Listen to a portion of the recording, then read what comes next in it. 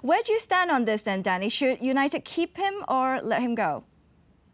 I think what you have to do when you look at the group of centre backs that Manchester United have, it's not necessarily keeping the best ones and getting rid of the worst ones. When you look at Chris Smalling, like you quite rightly said, he had a wonderful time last season at Roma.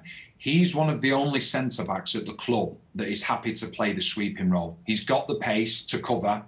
What United need at the moment, and don't get me wrong, there's not many like him around at the moment, but you need the type of centre-back that Rio Ferdinand was.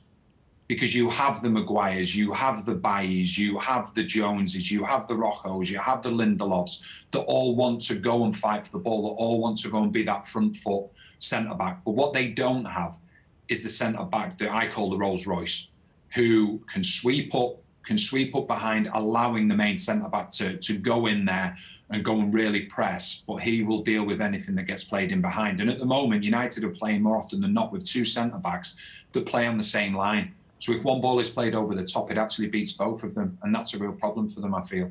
Gary, where do you stand on it?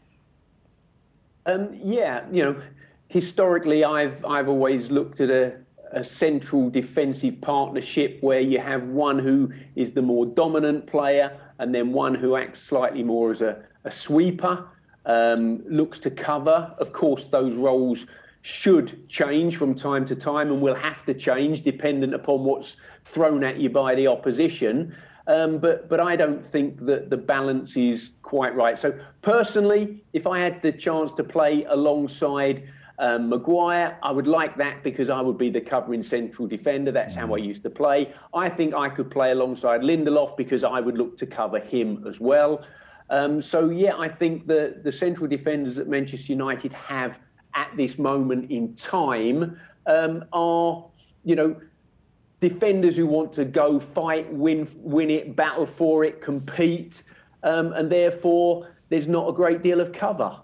But Ole Gunnar Solskjaer did come out to say that he thinks his back line is strong enough. Do you think that indicates that they're not looking for one, Granny? No, I wouldn't suggest that it means that. It could well mean that, but the one thing I would be saying is from Ole Gunnar Solskjaer's perspective, he's saying that. He could say that because that's actually what he feels, or he could be saying it because at the end of the day, you can't say anything about your defenders unless you've got players through the door to replace them.